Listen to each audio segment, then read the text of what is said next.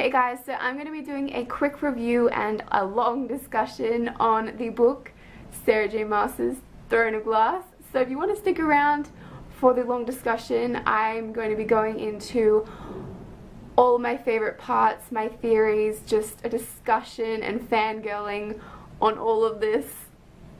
So be prepared, but my review is going to be non-spoilery, so people who haven't read this book, you need to do that. It's really good. You should really do that. But if you haven't, hopefully my quick review will change that mindset of yours. Essentially, all you need to know is that this book is fantastic. It will blow your mind. You'll be so addicted to all the characters and you'll be hooked from page one. I'm just warning you now. So if you like the sound of that, pick this book up. You will not regret it. So good. So good. Read it. Now I'm just going to get into the long discussion of this book that I just need to get out because I'm kind of internally screaming at the moment because I just need to voice everything that I have inside, and what better way than to share it on the Booktube community. So here we go. Okay, so I just finished the Shatter Me trilogy and it too has a love triangle in it. I say love triangle because it wasn't really a love triangle because, you know, you've got the obvious chosen guy that she needs to end up with. But in Throne of Glass, you've got the love triangle to end all other love triangles. I mean, it is up there with Will, Tessa and Jem. It is that well done. I'm just torn between who to choose. It's just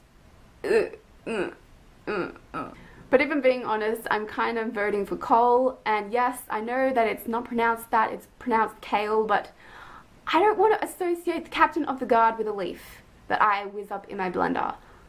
He's Captain of the Guard, he's a warrior, he's not a leaf.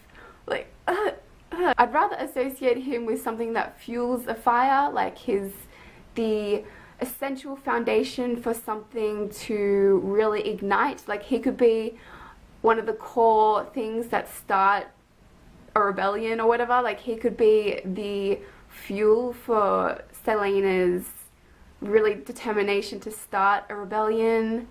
I just think symbolism, I mean, not Kale, just no, no. But to get back on topic, Cole is the guy for Celaena. Just no, I don't want to hear anything else. It's got to be Cole. It's just got to be Cole, okay? And of course you've got Dorian, who is the Prince Charming in this Cinderella kind of retelling story, with Cinderella being an assassin, you know, just casually. But yeah, I like Dorian. I think he's a decent guy. I like his POVs and I think he has good intentions. And I do like his interactions with Celaena, but I just don't think he's the right guy for her. I don't know. I really don't know. Alright, so enough of the guys. Let's talk about Celaena. She is sassy to the max. She's got spirit. She's so spunky. I absolutely adore her. And I have a theory that she is a princess. I have 3 reasons for why I think this. One, because Sarah J Maas was kind of inspired by the Cinderella-esque story, and of course Cinderella became a princess, and so I think Celaena is one too, but she just doesn't want to face up to it, and where I get that from is from the vision that she sees of a faceless blonde woman wearing a crown, and she can't really face that image of herself, so I think she's really trying to keep that buried. But the thing that cemented this idea was when she was talking to Dorian and she was kind of referring to Nehemia when she said a princess can do what she likes. But I kind of got the undercurrent meaning that she was kind of implying herself too. I don't know. I might be way off base, but that's just a theory. Another theory of mine is that she is kind of the great granddaughter of Brannon, the king of the fairies, or fae, whatever have you. And of course there was references to her having magic in her blood. And also when she was passing that forest, when she was being taken away from Endovia, when she was in that tent late at night, she had the bunch of flowers given to her at the door of her tent. And I'm just like, I'm pretty sure the Fae left that for her. I think that means something. And of course you've also got the blue mark like on her forehead. I don't know what that means. Like, what does that mean? Now let's talk about the tests. I absolutely loved the archery one, which was the first test if I'm not mistaken. I loved how she hit that bullseye at the end. I was just like, yes, you go girl. Yeah. I love her developing camaraderie with Nox. I thought Nox was so great. He was such a cool addition, and he really just kind of lifted her spirits through the whole experience with the tests. I really liked him. He was good. And then when we come to the whole rock climbing scene, when she's climbing with tar on her hands and her feet, and Nox is like knocked down and she swings down to help him, and I'm just like, and she just kind of sacrificed her first place for getting the flag. My heart. And then when her skin was being like ripped open just to save Nox, I loved the bit when Selena was paired up with Varen and she just kicked ass. Like, she wasn't even trying, and then she's just like to the weapons master, give me a real man, you know, give me some actual adversary. And then she just like flicks the handkerchief and she's just like, you can keep that. I laughed so hard. That's gold. Now let's talk about Nahima. I really enjoyed her character. She was so awesome. I kind of knew that she was keeping secrets about the word marks. That was so obvious. I mean, her whole quick defensive refusal of not knowing what the word marks meant is pretty much the universal talk for bullshit. Like, obviously she knew what they meant. But I couldn't believe that Selena thought that Nahimia was behind the attacks. That was, like, that didn't really make sense. Like, I mean, I know she was probably really skeptical about this friend that was befriending her so fast. Like, she was really wary of the whole friendship with her because she's always been betrayed by the ones that she loves. So, I mean, I did kind of get that, but it was so obviously Cain. I mean, it was Cain. I mean, the name Cain is pretty much a giveaway. Like, it kind of means enemy, like, bad person. And I did think that those word marks under her bed were actually for protection, and then when it was protection, I was like, yes, I got something right. Yeah. The Yulimas ball scene was so perfect in every single way. It really reminded me of a Cinderella story, how Hilary Duff just walked down the steps and just everyone's eyes were on her. I was just like, oh. And I really liked that she wore a grey dress to the ball. I just thought it was so different and so unique and so original. It's just like, even when she's like in drab colour, she's still beautiful. I mean, we saw how Kaltain mentioned this, how wearing grey is just kind of not done. Like, who would even do that?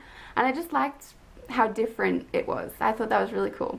Speaking of Kaltain, I thought that she was having these headaches because either one, she had these random visions, like she was kind of keeping the visions at bay with the opium that she was taking, or number two, which turned out to be right, was that Parrington was affecting her with that black ring of his. But with that, you've also got how the king is aware of Parrington and his powers, and they're both wearing rings, and the king is not ignorant. He knows what's going on. He knows about the word mark. Like, he's not dumb. He's wielding powers of his own. And I really think that the errand that he went on whilst the test was going on in his own palace, I think there's something shady about that. I don't know exactly what's happening with that, but there's something going on, especially when no one came back alive except for him.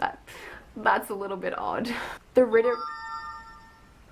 Riderack scene was so vivid. Holy moly. Alright, let's talk about the whole duel scene with Cain and Selena and the whole poison thing. That part was so freaking intense. I was like kind of shaking. I was just the whole action of the whole scene, and how he was just pummeling her and he was beating her and she was just being disoriented. Just so much. It just wasn't fair. I was just kind of like, come on Selena, you got this, just like get up, just fight, oh. And during the whole fight scene when Cole was just like, I'm not having this, like I have to be down there, and he was like at the white line and he was just trying to break the barrier but he couldn't because, you know, disqualification and all that, and heart just breaking, it broke. And then when Queen Elena just rocked up, I was like, thank the gods, amen. And then Queen Elena kind of helped her get over the whole bloodbane disorientation thing. And then Selena just gets up, she's beaten bloody, but she is not giving up, and then she just kicks Kane's ass, and I'm just like, yes, yes! And then she defeats him, of course, but then, of course, you've got Kane, and he just wants to stab her in the back, but then Cole gets there first and stabs him first, and I'm just like, yes, Cole, yes, yes! And then after the battle, you've got Nehemia finally coming clean with the whole, I could speak your common tongue, and the fact that she's here to be a spy, and I'm just like, Nehemia, I knew I liked you for a reason. And then at the end, she finally gets to sign the contract to be the king's champion, and the king just says, I'll kill anyone you ever care about if you don't obey me, and shit. And I mean, Cole's standing like right beside her. Did he hear the king threatening his life? I don't know. Do you think so? I don't know. So I have some more theories. I think that Sam, Selena's previous lover, I think that he's the one that betrayed her. I think he's still alive somewhere, and I think shit is gonna go down when she finds out that he was the one that betrayed her. I think that's the theory though. I don't know if that's, yeah. And I think Dorian is gonna end up in the front lines of a battle somehow. And I think Aruban, the king of assassins, is going to come into the mix sooner or later. Hopefully sooner rather than later, because I really am intrigued about him. I don't think that he's the one that betrayed her. I think it was Sam, like I previously said. So I'm really interested in him. I think he's going to be really a fantastic addition to the whole series. And of course I think that Nox is going to come back into the mix, and he'll kind of tag along with one of her assassinations, I think, maybe. Oh, and I think Brannon, the king of the Fae, is still alive and kicking. I'm pretty sure we'll end up meeting him somehow. I don't know how, but I'm intrigued to find out, hopefully. I really just want Nehemia and Dorian to end up together, and Cole and Selena to end up together, but that's just, yeah, my opinion. The one part that really sticks out to me is when Cole and Selena were in the temple, and Selena just kind of ends up falling asleep, and she's just like, oh, why didn't you wake me up? And then it turns out that he fell asleep too, and then he's just like, so good, so good. So there we have my review and long discussion on Throne of Glass. I'm so excited to get into Crown of Midnight. You have no idea. It's gonna be a good time. Cannot wait. Thank you all so much for watching, and I would love to hear what you have to say about this book. I just want to hear all your guys' opinions and theories and just everything. Let's chat down below in the comment section. But for now, I'll see you guys in my next video. Bye!